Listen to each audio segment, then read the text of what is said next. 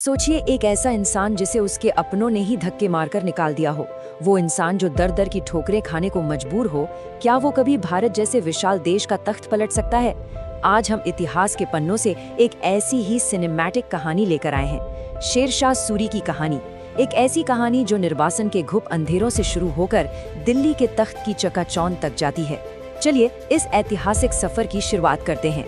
इतिहास अक्सर उन लोगों को याद रखता है जो सोने का चम्मच लेकर पैदा होते हैं ना, लेकिन जिस इंसान की हम आज बात करने वाले हैं उससे दुनिया सिर्फ एक साधारण आदमी समझती थी। एक ऐसा इंसान जिसे उसके अपने ही परिवार ने पूरी तरह से नजरअंदाज कर दिया था। अब जब आपके अपने ही आप पर भरोसा न करें तो क्या होता है? या तो इंसान पूरी तरह से टूट जाता है या फिर वो इतिहास रचने के लिए उठ खड़ा होता है। और इस साधारण से इंसान ने जो किया वो किसी चमत्कार से कम नहीं था। कोई छोटी मोटी बगावत नहीं की इसने, बल्कि भारत के सबसे ताकतवर मुगल साम्राज्य की जड़ों को हिलाकर रख दिया। उस दौर के सबसे शक्तिशाली मुगल सम्राट को अपनी जान बचाकर भागने पर मजबूर कर दिया। तो आखिर कैसे एक मामूली सा लड़का इतना खूंखार और चतुर रणनीतिकार बन गया? चलिए इसके पीछे की कहानी को डिकोड करते हैं। भाग 1, भीतर की आग, बचपन और अपमान। हमारे इस हीरो का असली नाम था फरीद खान।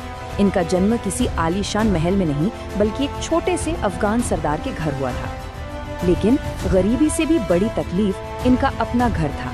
पिता की नजरों में फरीद के लिए कोई जगह नहीं थी और सौतेली माँ के तानों ने तो इस छोटे से बच्चे की जिंदगी को और भी कड़वा बना दिया था।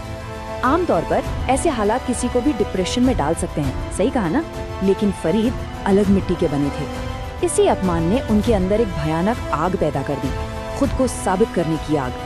पिता की उपेक्षा ने उन्हें तोड़ा नहीं बल्कि एकदम फौलाद बना दिया। फरीद ने अपने इस गुस्से को एक सही दिशा दी।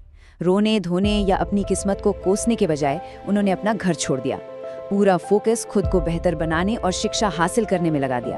और सबसे दिलचस्प बात, फरीद ने सिर्फ किताबी ज्ञान नहीं लिया बल्कि प्रशासन यानी एडमिनिस्ट्रेशन कैसे काम करता है इसकी बहुत गहरी समझ हासिल की। वो खामोशी से अपना काम करते रहे और एक ऐसी पहचान बनाई जो उनके पिता के नाम की मोहताज नहीं थी। उनकी यही खामोश तैयारी आगे चलकर उनके विशाल साम्राज्य की नींव बनने वाली थी। भाग 2, शेर का उदय, एक योद्धा का जन्म। अब फरीद खान का दिमाग तो तेज हो ही रहा था, लेकिन उस क्रूर दौर में सिर्फ तेज दिमाग होना काफी नहीं था। अगर बाहुबल और अदम्य साहस नहीं है तो आप टिक नहीं सकते। अब समय आ गया था फरीद के अंदर के असली योद्धा के बाहर आने का। कहा जाता है कि एक बार उनका सामना एक खूंखार शेर से हो गया और बिना किसी विशाल सेना या हथियारों की फौज के उन्होंने अकेले ही उस शेर को मार गिराया।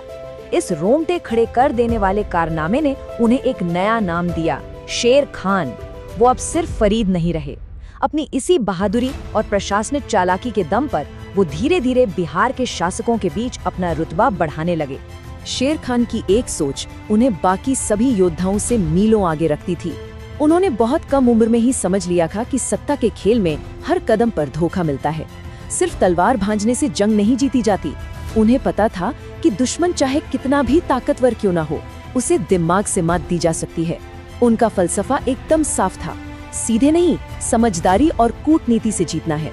और यही वो मास्टरमाइंड अप्रोच थी जिसने उन्हें उस दौर के सबसे बड़े खतरे से टकराने के लिए तैयार किया।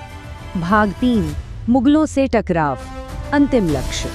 शेर खान की बढ़ती हुई ताकत की गूंज अब दिल्ली के दरबार तक पहुंच चुकी थी और अब उनका सीधा मुकाबला था उस दौर के गौलियत से, यानी विशाल मुगल सेना और सम्राट हुमायूं से।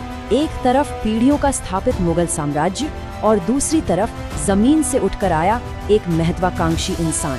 शेर खान बहुत अच्छे से जानते थे कि मुगलों से आमने सामने की सीधी लड़ाई मतलब सीधा सुसाइड। इसलिए उन्होंने खामोशी से अपनी ताकत बटोरी, बिल्कुल सही मौके का इंतजार किया और फिर चौसा के युद्ध में एक ऐसी चाल चली जिसने मुगलों के होश उड़ा दिए। रात के घुप अंधेरे में जब मुगल सेना आराम कर रही थी, उन्होंने अचानक एक विनाशकारी हमला बोल दिया। ये हमला इतना भयानक और अचानक था कि विशाल मुगल सेना को संभलने का मौका ही नहीं मिला। चारों तरफ अफरा तफरी मच गई।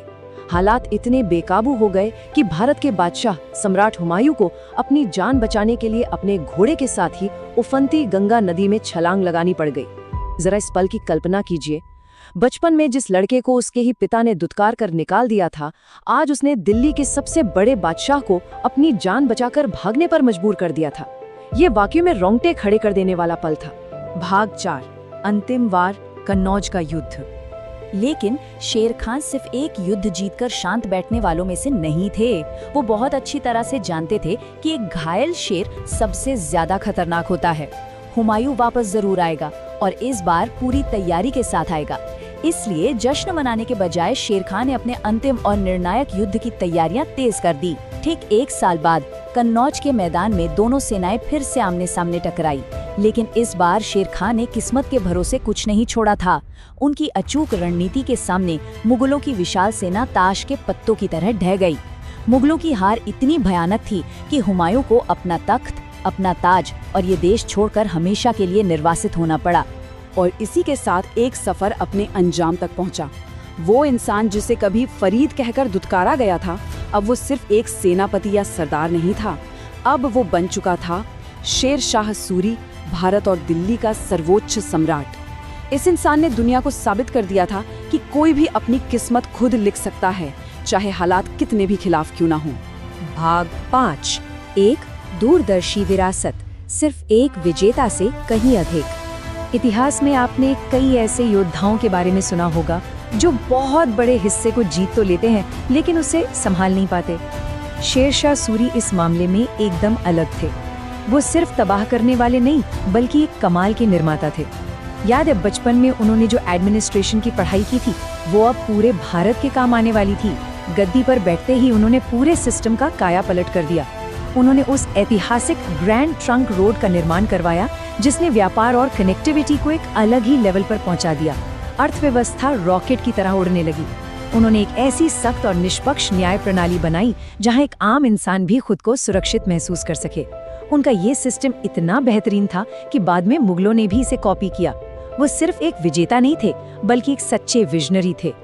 तो दोस्तों, शेर शाह सूरी की ये सिनेमैटिक कहानी हमें एक बहुत गहरा सबक देती है कि हालात नहीं, तुम्हारा हौसला तय करता है कि तुम कौन बनोगे। जिस इंसान ने बचपन में सिर्फ तिरस्कार और उपेक्षा झेली, उसी ने अपने दम पर पूरे उपमहाद्वीप का इतिहास हमेशा हमेशा के लिए बदल दिया। ये इस बात का सबूत है कि आप कहाँ पैदा हुए या लोगों ने आपके साथ कैसा बर्ताव किया, इससे आपका भविष्य तय नहीं होता। अंत में आपका खुद पर अटूट विश्वास और आपकी खामोश तैयारी ही इतिहास रचती है।